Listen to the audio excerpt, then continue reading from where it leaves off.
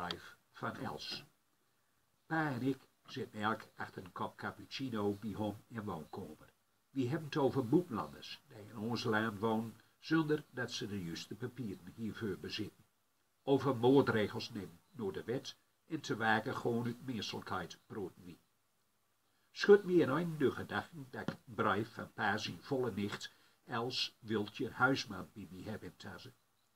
Ik holke fort voor de dag en hol brief eruit. Al jarenlang schreeuwen Els en ik mekaar. Zij is wiet over de 80, is hooghoud bij de tijd en zij heeft een smuie hand van schreeuwen. Het levend het haar veel voor de koersen ging. Elke week schreef zij haar oudste zus Trui en zij huilde dit jarenlang vol. Sinds Kurt is Trui er niet meer. En ofschoon haar verstand zegt dat het beter is zo, Trui langer de zulf door de rust van de eeuwigheid, moet Els er nog slimmer winnen dat haar zus niet meer leeft. Trui was van ons allemaal, die waren allemaal wies met haar, schreef Els me. Ik streek bedrijfslicht op mijn schoot, kijk mijn pa aan en ik vroeg, hoe lang is het eigenlijk geleden dat Els haar man overleden is? Hij was bij de politie toch? Volder zet zijn kopje op tafel heen en vertelt, nicht Els is al jaren alleen. Ik weet niet precies hoe lang al. De zoon van haar is bij politie, maar haar man het bij Domo werkt. Ik weet nog dat hij een boon aanboden kreeg en dat is ook de reden dat mijn nicht en haar man nog bij hem verhuisd ben. Overal wordt stoepbrakt, hè? Els schijt er praat op dat zij haar grunnige tol zo gauw bijhoudt, zeg ik, na al die jaren dat zij ter ons provincie is en in Drenthe woont. Zij schrift mij stevast en geef grunnigs, in duidelijke en met pene geschreven letters. Met haar geheugen is niks mis hoor, net als met Joeten trouwens. Haar gekheid ligt niet wel. Mijn pa kniest. Els onderhuil altijd de ketakken in de familie. In haar schreeuwen komt zij met zoveel namen aanzetten, zeg ik, dat het laat me voor geen kloetje.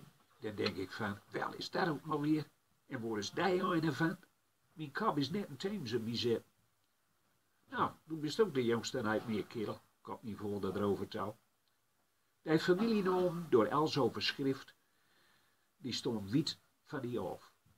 Het is niet zo roer dat ze er weinig van wijst. Het is een beetje nijs, voor de knikt door de brief in mijn hand. Ja, dat het ze. Een verhaal over Joevolder, en dat is mijn opa. Hör maar. De brief is geschreven op 15 april 2013. Even opzoeken, hier staat het. Van die opa, mijn oom Hennek, heb ik een mooi gebeurd verhaal. Wie woonden vrouwgejoren met schild. Eenmaal in zo'n tijd kwam oom Hennek met pitje voor elkaar om klippen petroleum te vinden. Maar hij kon klippen ook wel vullen uit een rond vat. Peert wij verwogen voorhoort en op het Gruinland Noosthoes vastzet, met lien en pig en grond. Maar ook wel een boomke vast. Daar stond zo dat er niet bij petroliekaar kon. Of onmiddellijk ons nou eerst beduidde of dat er eerst ons buur op ging, dat weet niet meer. Maar hij ging ook naar Eike Flukstouw, over Schilddiek. Flux had de meulen en het water vanaf Ofwottensknol of Helmster Schipsloot. Dat weet ik niet goud meer. En ik zal ook niet weten wel ik door naar hem vroeg, mot of kind. Op 2-0 is mijn familie al voort. Aan Schilddiek waren ook 2 hoeskes, ons buurden het dichtst bij. En zo minder ik weer omkwam, dan had mijn moeke, zijn schoonzuster dus, koffiekloor. En dan had hij zijn brood erbij op. Maar eenmaal haar moeke brei kookt en zij zei, "Wilst u brei hebben, Mennek?" Nee, want het is brei van bokmelk, zei je. Dat wij vrouw gezegd, wel wetende dat het geitenmelk was. Maar in de volksmond is geit ook bok. Nou vinden we het dom zeggen. Moeke zei, nou hebben we gisteren net kauwmelk van Eikes Jo gehoord en door heb ik brei van kookt. Nou dat is mooi, zei Mennek. Hij smaakte met lippen.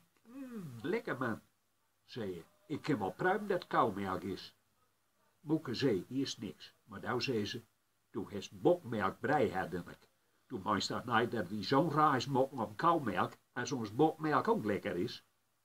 Oh man, was ik mijn gedachten verzonken. Nou zei je, Vroeg doe dergeis of hij mij die bok verkopen wil. Ik geef hem de 25 gulden voor. En dat mijn pa bij huis kwam, deed moeke haar verhaal. Kist wel rood met pa zei. Ik ben hij gek. Dan maar ik zelf weer op zoek naar een gouden bok.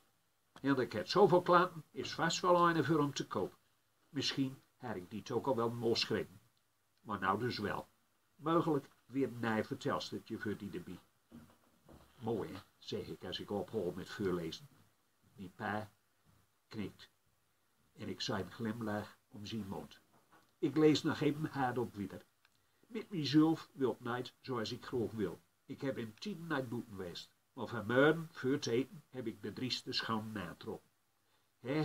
Frisse lucht. Ik had kool op hartspier had.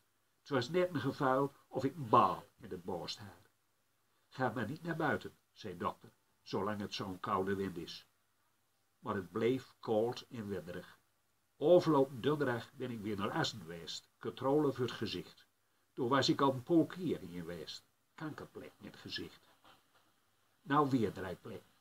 Spuitbus erop en pssst, eerder ook al. Mijn schoondochter Marjolein zei, dat is stikstof. Daar was ik niet vrolijk van. Hou dan ook, het deed wel zeer. En nou is het een beetje kuisterig, net als eerder.